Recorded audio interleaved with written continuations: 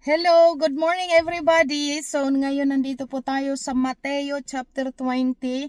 So kunin niyo po ang inyong mga Biblia upang makapag-start na tayo kasi medyo may kahabaan po ang Mateo chapter 20. Ito ay hanggang verse 34. So let's pray. Hallelujah, aming amang dakila, Diyos na makapangyarihan na nakamasid sa amin sa oras na ito. Kami pong muli ay nagpapasalamat sa mensahe mo ngayon sa pamamagitan ng aklat na ni Mateo chapter 20. Tulungan niyo po kami, Ama, tulad ng palagi niyong ginagawa sa amin. Ikaw ang tagapagbukas ng aming kaisipan, kaunawaan sa mga salitang ito sa pamamagitan ng iyong banal na espiritu. Kaya idinudulog po namin sa iyong aming mga sarili, Ama, na maihanda ito na mapakinggan at mataniman ito ng iyong mga binhi, ang iyong mga salita, maitanim sa aming mga puso. Kaya salamat po aming Diyos, pinupuri ka namin, pinasasalamatan sa mga mensaheng itong pinapaabot mo sa amin sa ngalan ng aming Panginoong Hesukristo. Amen. Amen. So chapter 20 po ng Mateo, ang sabi dito, ang talinhaga tungkol sa mga manggagawa sa ubasan. So naintindihan po natin na laging mga ginagamit ng Panginoon ang patalinhaga sa pakikipag-usap niya sa kanyang mga alagad, at ang naunawaan po natin, ang manggagawa ay ang kanyang mga alagad at ang ubasan ay ang mga tao. Ano po? Na kung saan yan ang pinauna doon sa ating talinhaga ng ubasan, bukirin ay ang mga tao, at ang manggagawa naman ay ang kanyang mga lingkod. So sabi po dito, ang kaharian ng langit ay maitutulad sa isang taong lumabas ng maagang maaga upang kumuha ng manggagawa para sa kanyang ubasan. Nang magkasundo na sila sa upa na isang salaping pilak, sa maghapon ang mga manggagawa ay pinapunta niya sa kanyang ubasan. Lumabas siyang muli ng mag-aalas 9 ng umaga at nakakita siya ng iba pang tatayo-tayo lamang sa palengke. Sinabi niya sa kanila, pumunta rin kayo at magtrabaho sa aking ubasan at bibigyan ko kayo ng karampatang upa. At pumunta nga sila at lumabas na naman siya ng may mag-aalas 12 ng tanghali at ng mag-aalas 3 ng hapon. At ganon din ang ginawa niya ng mag-aalas 5 na ng hapon. Siya'y lumabas muli at nakakita pa ng iba pang wala ring ginagawa. Sinabi niya sa kanila, bakit tatayo-tayo kayo dito sa buong maghapon? Wala po kasing magbigay sa amin ng trabaho, sagot niya. Kaya sinabi niya, kung gayon, pumunta rin kayo sa aking ubasan. Nang gumabi na, sinabi ng may-ari ng ubasan sa kanyang katiwala, tawagin mo na ang mga manggagawa at bayaran mo na sila magmula sa huli hanggang sa unang nagtrabaho. So malino po magmula, sabi dito, tawagin mo na ang mga manggagawa at bayaran mo sila magmula sa huli hanggang sa unang nagtrabaho. So makita po natin dito, ang binayaran una yung nagtrabahong huli at pinakahuling binayaran ang mga nauna. Sabi dyan, ang nagsimula ng mag-aalas 5 ng hapon ay tumanggap ng tig-isang salaping pilak. Nang lumapit ang mga nauna, inaakala nilang tatanggap sila ng higit doon. Ngunit ang bawat isa'y binayaran din ng tig-isang salaping pilak. Nang magkagayoy, nagreklamo sila sa may-ari ng ubasan. Sinabi nila, isang oras lamang na nagtrabaho ang mga ito na huling dumating, samantalang maghapon kaming nagtrabaho at nagtiis sa nakakapasong init ng araw. Bakit naman pinapare-pareho ninyo ang aming upa? Sumagot ang may-ari ng ubasan sa isa sa kanila, Kaibigan, hindi kita dinadaya. Hindi ba't pumayag ka sa isang salaping pilak? Kunin mo ang para sa iyo at umalis ka na. Ano sa iyo kung ibig kong bayaran ang nahuli ng tulad ng ibinayad ko sa iyo? Wala ba akong karapatang gawin sa ari-arian ko ang aking maibigan? Kayo ba'y naiinggit dahil ako'y nagmamagandang loob sa iba? At sinabi ni Jesus, ang nahuhuli ay mauuna at ang nauuna ay mahuhuli. So napakalinaw po ito na pinadaan ng Panginoon sa talinhaga, patungkol ito sa mga manggagawa na kung titingnan po natin dito, ang nahuhuli, sabi diyan, bayaran mo ang nahuli na nagtrabaho ng alas 5 ng hapon at saka mo bayaran ang mga nauna. Kumbaga nauna yung nahuli at huli yung nauna. So, dito po, pinaunawa dito kasi ang title nito ay patungkol sa talinhaga, tungkol sa manggagawa. So, napakalinaw po ang Panginoon, katulad ng sinasabi niya dito, may karapatan siya sa kung ano ang gusto niyang gawin.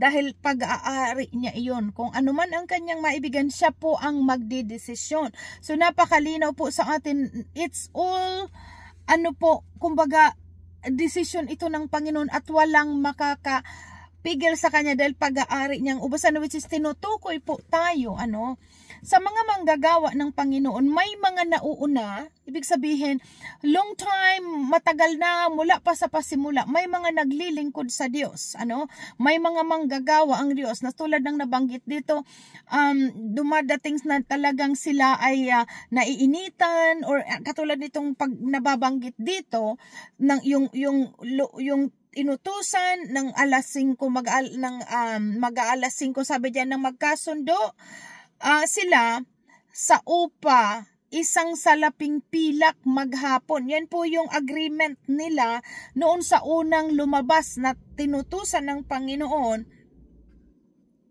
na magtrabaho sa kanyang ubasan, yung maagang lumabas na kasabi dito. And then mayroon naman siyang sinabihan ng mag-alas 9, meron siyang sinabihan ng alas 12, meron siyang sinabihan ng alas 3, at meron siyang itong sinabihan ng alas 5. Pero para-pareho po ang sinabi sa kanila na babayaran kita ng isang isang salaping pilak. Which is nag-agree sila doon, yung pang-umaga at pati yung panghuli, malinaw ang paunawa ng Panginoon na ang ibabayad ko sa iyo ay isang salaping pilak. Kaya nung dumating ang hapon, although ang tinawag sa panghapon ay kunting oras na lamang dahil alas 5 ng hapon, samantala yung pang-umaga gano'n din at maghapon, para pareho ang ibinayad sa kanila. Kaya ang Panginoon kaya po itong mga manggagawang ito ay yung mga nauna nagreklamo dahil ang expectation nila mas malaki ang ibabayad sa kanila kasi nakita nila doon sa una, yung pinakahuli na manggagawa, sabi dito, yung mag-aalas 5 na ng hapon, binayaran ng isang salaping pilak. Ngayon, ang expectation ng mga nauna dahil nagsimula sila ng maaga, ang akala nila mas malaki ang ibabayad sa kanila dahil mas marami ang oras na kanilang trinabaho. Pero sinabi sa kanila ng Panginoon na pareho din ang ibibigay sa kanilang pasahod, isang salaping pilak, kaya nagreklamo itong mga nauna. Ngayon, ang pinapaunawa dito po ng Panginoon, sabi niya, di ba'y nagkasundo tayo nang nung pasimula pa lamang sinabi ko na sa inyo na isang salaping pilak ang inyong tatanggapin hanggang sa dulo ng mga nagtrabaho, the same ang kabayaran na ibinigay ng Panginoon. Ang nakikita po natin dito, kasi ang tinutukoy dito mga manggagawa sa ubasan. Merong mga naglilingkod ng Diyos na mga nauna sa atin. Merong mga nauna mula sa mga ninuno natin na mga gumawa, manggagawa sa ubasan. Yung mga apostol, makikita po natin mga nauna sa atin na mga naglingkod sa Diyos. At sa kapanahunan, maraming mga naglilingkod sa Diyos. Ibig sabihin, may mga naunang panahon na mga naglingkod at simting sa atin ngayon na mga naglilingkod at maaring meron pang mga maglilingkod sa mga susunod na taon bago dumating ang Panginoon. Pero ang tinutukoy po dito, iisa lamang ang kabayaran ng ating mga ginagawa. Pinaunawa po ito.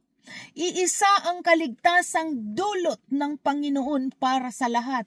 It doesn't matter kung nagsimula ka anong taon, anong buwan, at yung mga sumunod din, naglingkod din ng tulad ng paglilingkod, tulad ng ginagawa ng mga nauna, pero iisa din lamang po ang kabayaran. Katulad ng sinabi dito, iisang salaping pilak ang ibinigay sa kanila. Kung matagal na silang naglingkod o baguhan man naglilingkod, the same ang ibinibigay ng Diyos para sa ating kaligtasan. It doesn't matter kung gaano ka katagal naglilingkod, kung gaano ang hirap ang ng mga nauna, pero iisa ang ipinaunawa sa atin ng Diyos na sa ating pagiging tapat na paglilingkod, tatamasahin natin ang buhay na walang hanggan para pareho ang ating tatanggapin na pangako ng Diyos na kabayaran ng ating paglilingkod at pagiging tapat na lingkod. Amen? So kaya ito pinaunawa ng Panginoon, siya ang may karapatan at na magdesisyon. At the same time, pinaunawa ito sa mga nauna na isang pirasong pilak ang ibabayad ko sa iyo sa maghapong magtatrabaho. At yun ang sinabi niya rin sa nagtrabaho ng alas 9, alas 12, alas 3, alas 5. Kaya yun ang sinabi ng Panginoon, siya ang may karapatan na magdesisyon dahil pag-aari niya ang ubasan. So ibig sabihin, napakalinaw na tayong lahat, hindi mahalaga kung kailan ka naglingkod, hindi ni Lord kinakount, 10 years na itong naglilingkod, mas papaboran ko ito.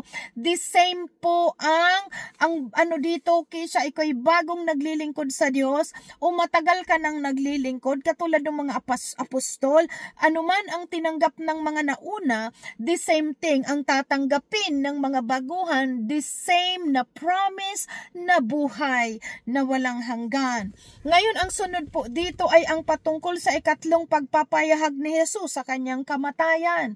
Nang nasa daan na sila papuntang Jerusalem, ibinukod ni Jesus ang 12 alagad at sinabi sa kanila, pupunta tayo sa Jerusalem, dooy ipapagkanulo ang anak ng tao sa mga punong pari at sa mga tagapagturo ng kautusan. Hahatulan siya ng kamatayan at ibibigay sa mga hintel. Siya'y kukutsain, hahagupitin at ipapako sa krus, ngunit muli siyang mabubuhay sa bubuhayin ng Diyos sa ikatlong araw. So ito po pinapaunawa na naman dito ng Panginoon. Sabi nga, ikatlong pagpapahayag ng Panginoon, kasi pinahayag na ito ng una na pinapaunawa niya sa mga alagad ang mangyayari sa kanya. Ang sunod po dito ay ang kahilingan ng ina ni Santiago at Juan. Lumapit kay Jesus ang asawa ni Zebedeo kasama ang 2 niyang anak na lalaki. Lumuhod siya sa harapan ni Jesus upang sabihin sa kanyang kanyang kahilingan. Ano ang gusto mo? Tanong ni Jesus. Sumagot siya, kapag naghahari na po kayo, paupuin ninyo sa inyong tabi ang 2 kong anak, isa sa kanan at isa sa kaliwa. Hindi ninyo nalalaman ang inyong sinasabi, sabi ni Jesus sa kanila. Kaya ba ninyong tiisin ang hirap na malapit ko ng danasin? Opo, tugon nila. At sinabi ni Jesus, daranasin nga ninyo ang mga hirap na ititiisin ko, ngunit wala sa akin ang pagpapasya kung ano ang sa akin ang kung sino ang mauupo sa aking kanan at sa aking kaliwa. Ang mga upuang iyon ay para sa pinaglalaanan ng aking Ama. Sus, ang Diyos ang nakakapagpasya kung sino ang kanyang pararangalan. 24, nang marinig ito ng 10 alagad, nagalit sila sa magkakapatid. Dahil dito, pinalapit ni Jesus ang kanyang mga alagad at sinabi sa kanila, alam ninyo na ang mga pinuno ng mga hintel ay itinataas ang kanilang sarili bilang mga Panginoon sa kanila at ang kagustuhan ng mga nasa kapangyarihan ang siyang nasusunod. Hindi ganyan ang dapat umiral sa inyo. Sa halip, kung nais ninyong maging dakila, dapat kayong maging lingkod sa iba. At kung sino man sa inyo ang nagnanais na maging una, ay dapat na maging alipin ninyo, sapagkat maging ang anak ng tao ay naparito hindi upang paglingkuran, kundi upang maglingkod at ialay ang kanyang buhay sa ikatutubos ng marami. So pinapaunawa po ito sa atin bilang dito po sa mga lingkod na ito po pinapakita ng Diyos na huwag kayong tumulad sa mga katulad ng mga hintel, kasi ang sabi dito, ang mga hintel ang mga pinuno ng mga hintel, itinataas nila ang kanilang sarili bilang Panginoon ng kanilang nasasakupan. Ibig sabihin po, yung mga hindi kumikilala sa Diyos, na kapag sila'y leader, itinataas nila ang kanilang sarili at yun ang gusto nilang gawin. Kaya sabi ng Panginoon, hindi ganyan ang dapat ang umiral sa inyo. Ibig sabihin, tayong mga believers, kung ikaw ay leader, dapat kang magpakababa. Kung ikaw ay namumuno ng isang religious group or leader ng simbahan, dapat ikaw ay magpakababa, katulad ng hinahalimbawa ng Panginoon na siya ay anak ng Diyos, subalit hindi siya pumunta sa lupa upang paglingkuran, kundi siya ang naglingkod. Dahil makikita po natin sa kasaysayan, mayroon ditong kasaysayan na nang kumakain sila doon sa Last Supper, ang Panginoong Jesus ang naghuhugas ng paa ng mga apostol. So ganun po ang itinuturo bilang isang leader. Magkaiba ang leader ng mga makamundo or mga taong walang kinikilalang Diyos kisa leader ng mga espiritual. Dahil sa mga leader ng hindi kumikilala sa Diyos, katulad ng sabi dito mga pinuno ng mga hintel, ang gusto nila, sila ang pinapanginoon ng kanilang nasasakupan. Pero pagdating sa spiritual, yung leader dapat ang maglingkod sa mga nasasakupan. Maintindihan po natin yan kasi ang mga leader, may mga leader ng simbahan na gusto sila ang paglingkuran. Pero ang pinapaunawa dito ng Panginoon, ikaw bilang lingkod ng Diyos, dapat ikaw ang maglingkod sa iyong kapwa. Katulad ng hinalimbawa niya na kung siya ang anak na siya man din na anak ng Ama ay naparito hindi upang paglingkuran kundi upang maglingkod at ialay ang kanyang buhay sa ikatutubos ng marami. Kaya ito po'y aral sa mga leader ng simbahan na dapat hindi sila ang pinaglilingkuran ng nasasakupan kundi sila ang maglingkod sa nasasakupan.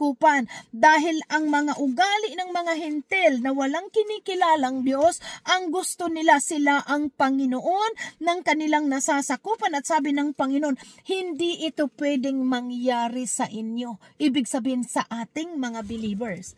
Okay, so ngayon, dumidilim na dito ko sa ganito po ayo time at sa 7 na po ng gabi. At tinatapos ko itong aking sharing sa chapter 20 ng Mateo dahil bukas may lakad po ako. So kaya nga ngayon habang sinisikap kong matapos ito. Anyway, so ngayon dito na po tayo sa panglas. Halos hindi ko po makita ang aking binabasa. Let's say nai-on ko ang ilaw. Okay, so ayan, nakikita nyo ako, praise God. So ito, ang sabi dito, pinagaling ang dalawang bulag. Sabi dito, pag-alis nila sa Jericho, si Jesus ay sinundan ng napakaraming tao.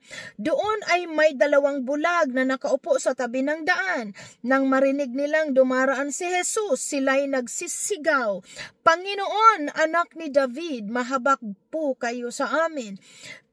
Pinagsabihan sila ng mga tao at pinatahimik, ngunit lalo silang nagsisigaw, "Panginoon, anak ni David, mahabag po kayo sa amin."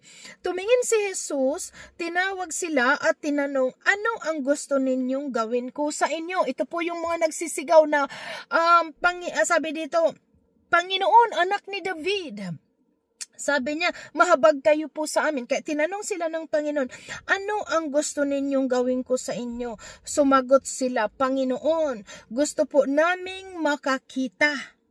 Nahabag si Jesus sa kanila at hinipo ang kanilang mga mata, agad silang nakakita at sila'y sumunod sa kanya. Kita niyo po ang pananampalataya ng dalawang bulag na ito, na despite may hinuhumaharang sa kanila, na ayaw silang pasigawin. Sabi diyan, pinatigil sila nung sila'y nagsisigaw, pinatigil sila nung mga, sabi diyan pinagsabihan sila ng mga tao at pinatahimik. Subalit habang sila'y pinapatahimik, lalo naman nilang nilalakasan ang kanilang boses na sumisigaw ng, "Panginoon, anak ni David, kahabagan niyo po kami." At doon nakot ang atensyon ng Panginoong Jesus at nilapitan niya ang dalawang bulag na ito at tinanong, "Ano ang gustong gawin ko sa inyo?" At sinabi, "Pagalingin niyo po kami."